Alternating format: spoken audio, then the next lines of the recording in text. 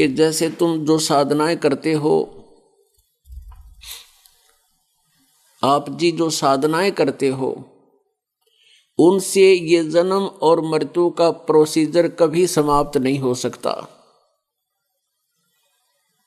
ये जन्म और मृत्यु का जो व्यवस्था है ये कभी समाप्त नहीं हो सकती। आप जी किसकी पूजा करते हो? कोई तो श्री विष्णु जी यानी श्री राम या श्री कृष्ण रूप में, और कोई भगवान शंकर जी, कोई दुर्गा जी, कोई भैरव भूत हनुमान, और कोई तीर्थ व्रत ग्यास रोजा, और कोई जैसे मुसलमान भाई हैं ये बेचून अल्लाह की उपासना करते हैं।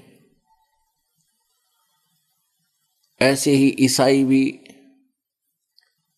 परमात्मा को निराकार बताते हैं, और ब्रह्म तक की साधना ही उनकी अंतिम साधना है। तो इन साधनाओं से, जैसे ब्रह्म तक की पूजा से जीव का जन्म और मृत्यु समाप्त नहीं हो सकता, और किए हुए कर्म का जो दंड है उसे भोगना ही पड़ेगा। किसी के पूर्व जन्म के पुण्य हैं तो पुण्य मिलेंगे, उनके पाप के कारण कोई संकट कष्ट है तो कष्ट भोगना ही पड़ेगा। एक पूर्ण परमात्मा है, पूर्ण परमात्मा परम अक्षर ब्रह्म कबीर देव कबीर साहब ही हमारे इस जन्म और मृत्यु के रोग को सदा के लिए समाप्त कर सकते हैं। और जब तक आप यहाँ रहोगे इस संसार में, तो आपके ऊपर आने वाले जो प्रारब्ध होता है, जो आपकी किस्मत में लिख रखा है, इस मनुष्य जीवन के अंदर आपके पुण्य और पापों का दोनों का एवरेज मिला के, जैसे संचित कर्म आपके पहले रखे हुए हैं, संचित हैं, जो पहले जन्म जन्मांतर के आप जिन्हें इकट्ठे किए हुए हैं, वो आपके पुण्य अलग रखे हैं, पाप अलग रखे हैं भगवान के दरबार में, और उनका अकाउंट है। तो उनमें से जैसे जिसके पाप ज़्यादा हैं तो उनमें से एवरेज पाप ज़्यादा ले लिए, और जिनके पुण्य कम हैं तो पुण्य कम, दोनों को मिलाकर एक जीवन मनुष्य का दे दिया। तो जिनके पाप ज़्यादा हैं उनको दुख ज़्यादा हैं, जिनके पुण्य ज़्यादा हैं उनको सुख ज़्यादा हैं, उसी रेशों से, लेकिन दुख और सुख दोनों को ही है। तो इस प्रकार हम जो प्रारब्ध कर्म में हमारी किस्मत में मनुष्य जीवन में जो लिखा हुआ दुख है, वो किसी भी साधना से, ना ब्रह्मा जी की साधना से, ना विष्णु जी की साधना से, ना शिव जी की साधना से, ना दुर्गा जी की साधना से, ना ब्रह्म की उपासना से, और न ही पर ब्रह्म की उपासना से हमारा वो प्रारब्ध का कर्म पाप नहीं कट सकता उससे, और उसके कटे बिना सुख नहीं हो सकता। जैसे कि आपको बताया कि किसी के पैर में कांटा लगा हो, उस कांटे के कारण दुख है, और कांटा निकले तो सुख हो। तो ऐसे ही प्रारब्ध कर्म कटे, समाप्त हो, उसका नाश हो पाप का, तो सुख हो। तो सुख करने वाला पाप नाशक परमात्मा कबीर अंगारी असी बम्भारी असी, यजुर्वेद अध्याय नंबर 5 का श्लोक नंबर 32 मंत्र 32 बताता है कि वो कबीर नामक परमात्मा है, वो पापों का शत्रु है, पाप नाशक है, और बम्भारी बंधनों का शत्रु यानी बंदी छोड़ है। और परमेश्वर भी स्वयं कहते हैं, अमर करूं सतलोक पठाऊं, तात बंदी छोड़ कहाऊं। बंदी छोड़ हमारा नामम, अजर अमर है अस्थिर ठामम। परमात्मा कहते हैं, तुम कौन राम का जपते जापम, और ताते कटे ना तुम्हारे तीनों तापम। तो कबीर परमेश्वर पूर्ण ब्रह्म ये हमारे जन्म और मृत्यु के रोग को नाश कर सकते हैं। ये हमारे प्रारब्ध में आने वाले दुखों का नाश कर सकते हैं। जैसे कल रात्रि में आपको दिखाया था, यजुर्वेद अध्याय नंबर 8 का मंत्र नंबर 13 में 6 बार लिख रखा है कि वो पूर्ण परमेश्वर, पूर्ण परमात्मा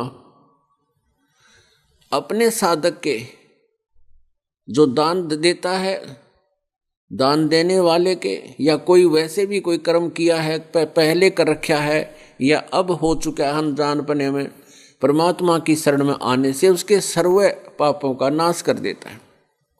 और पापों का नाश होने से सुख होगा, वैसे तो सुख हो ही नहीं सकता। तो पाप नाशक परमात्मा केवल कबीर अंगारी असी, वो कबीर है और कोई भगवान नहीं है। तो हमने उसी की पूजा करनी पड़ेगी, हमें उसी परमात्मा की साधना करनी पड़ेगी जिससे हमारी जन्म और मृत्यु सदा के लिए समाप्त हो और इस जीवन में हम सुखी हों। सुखी का मतलब है कि यहाँ जो हमारे ऊपर आपदाएं आ रही हैं ये टलें, और ताकि हम भक्ति करके परमात्मा में रुचि बने। जैसे आपके ऊपर कोई आपदा आई है, संकट आए हैं, और परमात्मा उनको ठीक करेगा तो आपकी श्रद्धा बढ़ेगी और फिर आपकी रुचि बनेगी भगवान की भक्ति करने में। और आप पर आपदाएं आती रहें तो आप भक्ति नहीं कर सकते। तो इसलिए परमात्मा पहले आपको सुख देगा ताकि आप भगवान में विश्वास कर सको, और विश्वास बिना भक्ति बन नहीं सकती। तो उनको लाभ होगा जो सच्चे दिल से इस कबीर परमेश्वर को स्वीकार करेंगे और आन उपासना सपने में भी नहीं करोगे।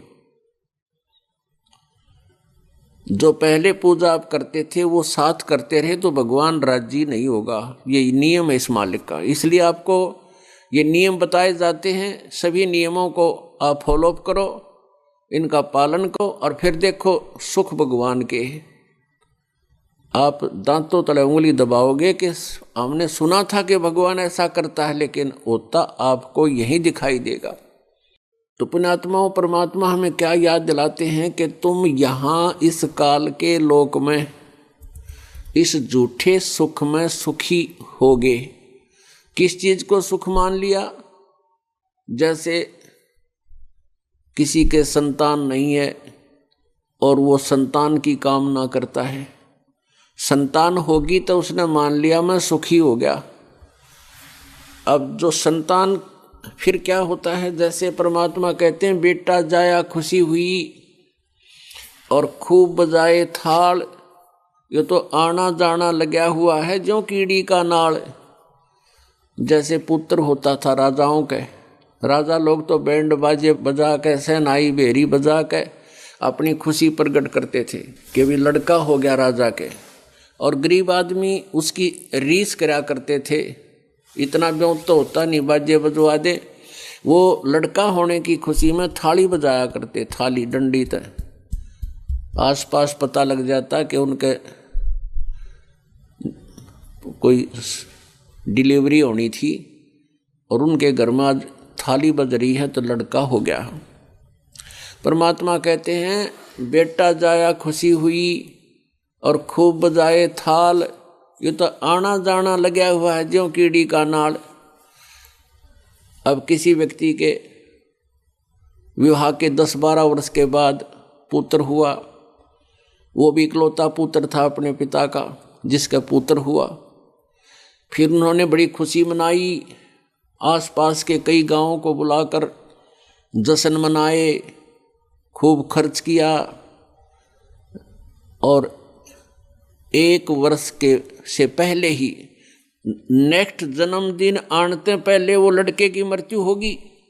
जन्म हुआ तब तो खुशी मना रहे थे, फूले नहीं समा रहे थे, और फिर अगले जन्मदिन से पहले उसकी मृत्यु हो ली, 1 वर्ष से पहले ही। अब टक्कर मार रहे हैं, रो रहे हैं। तो परमात्मा कहते हैं झूठे सुख को सुख कह तू मान रहा मनमोद, ये सकल जबीना काल का कुछ मुख में कुछ गोद। अब जैसे हम यहाँ ड्रामाबाजी करते हैं विवाह के समय, कोई डीजे बजाता है, कोई बैंड बाजे बजाता है, डांस करते हैं, उद मस्तार देते हैं। ये कोई एक मानुष का कार्य है।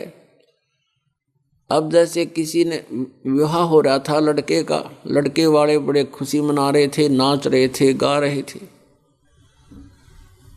और वो अगले दिन बारात जा रही थी। रास्ते में दुर्घटना होगी, दूल्हा भी मारा गया और एक ही उसी परिवार के 3-4 सदस्य और मारे गए। अगले दिन समाचार पत्र में डिटेल आई थी, उनकी बुरी तरह रो रहे थे और पहले दिन वो नाच रहे थे, गा रहे थे, बुरी तरह उद्मस्तार रहे थे, और अब टक्कर मार कर रो रहे हैं। तो यहाँ नानक साहब जी कहते हैं, ना जाने काल की कर डारे, किस विध डल जा पासावे, और जिनाते सरते मौत खुड़क दी उनानों केड़ा हासावे। जिनको ज्ञान नहीं, जिनके ये त्रिगुणमयी माया का नशा है, वो लोग ऐसा किया करते हैं। और इस सत्संग के सुनने से, परमात्मा की महिमा से परिचित होने से हमारी ये नशा उतर जाएगा, ये बकवादें छूट जाएंगी और हम एक सिंपल मैन बन जाएंगे जो भक्ति के लिए आवश्यक है। तो इसलिए पुण्यात्माओं, हम 90% दुख हम स्वयं उत्पन्न किए बैठे हैं।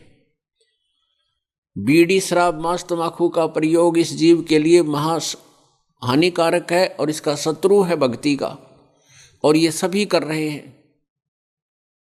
लगभग 90% अवश्य कर रहे हैं। शराब पीने वाला ना जाने कितना नुकसान कर देता है, आप भी दुखी, परिवार को दुखी करे, रिश्तेदारी तक भी तंग हो जाते हैं उससे, और घर का नाश करे।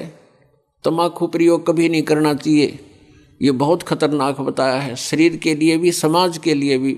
वातावरण में प्रदूषण सबसे ज़्यादा तम्बाकू के धुएं से होता है, और शरीर में सबसे ज़्यादा हानि इस तम्बाकू से होती है। भक्ति में सबसे ज़्यादा बाधक तम्बाकू है, इसका धुआं है, और शराब तो है ही नाश करने वाली, और मांस तो भूल कर भी छूना नहीं चाहिए था। अब जैसे कोई हमारे बच्चों को काट के खावे, कैसा लगे, और हम एक बकरी के बच्चे को, भेड़ के बच्चे को, या कोई भैंस गाय को खाते हैं, तो इंसान का आहार नहीं है ये तो शैतानों का आहार था, और हमने अज्ञानता से सभी ने स्वीकार कर लिया, तो ये त्याग देना चाहिए। तो इससे 50-60% राहत आपको मिल जाएगी, आपका खर्चा कम होगा और एक जीवन भी मनुष्य जैसा बन जाएगा। उसके बाद जो हम विवाह शादी में, कार कोठी लेने में, बनाने में जो खर्च करते हैं, ये भी हमारी नालायकी है। परमात्मा कहते हैं कि यहाँ इतना ही स्थान चाहिए आपको जिसमें टाइम पास हो जाए। कबीर साहब कहते हैं, घर तो 3.5 हाथ और गना तो 4.25, और कह कबीर अधिकाग है ताको नहीं विचार। घर आदमी को 3.5 हाथ का, अपना शरीर जो मनुष्य का होता है, उसके अपने 3.5 हाथ की उसकी लंबाई होती है। माप का देख लेना, ये यहाँ से लेकर इतना एक हाथ कहलाता है, ये इतना, और ये 3.5 हाथ का शरीर होता है आपका। तो परमात्मा कहते हैं, आपने अपने शरीर को आपदाओं से बचाने के लिए, गर्मी सर्दी से बचाने के लिए 3.5 हाथ लंबा घर काफ़ी है, और गणा करे तो 4.25 हो जाए। और कहते हैं, इससे ज़्यादा अगर तू व्यवस्था करता है तो नालायक आदमी है तू, तुझे विचार नहीं है। अब जैसे एक व्यक्ति ने कोठी बना रखी और डींग मारे उसके रिश्तेदार कहने लगे उसको 12 कमरे हैं, 4 तलर, 4 ऊपर, 4 और तीसरी मंजिल पर, और वो सोए कहाँ है, एक 4पाई पे एक कमरे की कोण में, और बाकी वो वैसे पड़ा, उसने शर्मा मारेगा, बता क्या करेगा वो। और उसके खर्चा कितना, और फिर पीछे तो कर्जा ले लिया, या 2 नंबर के काम करे होंगे हैं, वो परेशान कर रहे होंगे, लोग दिखावा करने के लिए 100 इधर उधर के ओढ़ सोड़ करता है प्राणी। अब बात रही जैसे हम विवाह करते हैं बच्चों का विवाह परमात्मा ने कर रखा होता है, क्योंकि संस्कार भगवान ने पहले जोड़कर तैयार कर रखे होते हैं। तो उसमें हमने घना ड्रामाबाजी नहीं करनी चाहिए। बच्चों का विवाह वचन से होता है, बच्चों का विवाह वचन से होता है। भाई हमने अपनी बेटी आपके पुत्र से इसका विवाह कर दिया, फिर नाता जोड़ दिया। वो कहते हैं ठीक है, हमने स्वीकार कर लिया, तो हो गया ब्याह। इसमें चाहे सिंपल खाना खा लो, चाहे इसमें ढोल पीट लो, और चाहे इसमें नाच गा लो, बात वह है कि वह उतनी ही है। बच्चों का संस्कार जोड़ देना है और उनको विदा कर देना। इससे फालतू हम करते हैं तो हम बकवाद करते हैं वो। तो इस प्रकार हमने हर प्रकार से अपने इस वाहियात खर्चे को कम करना है। और फिर देखना 20% मेहनत से आपका गुजारा सुथरा चलेगा, और फिर बाकी जो समय आपको मिलेगा वो भक्ति करेंगे, भगवान का नाम जपया करेंगे। तो इस प्रकार हमने अपने आप को एक साधु भक्तों वाले लाइन पर लाना है, तब हम भक्ति कर सकते हैं।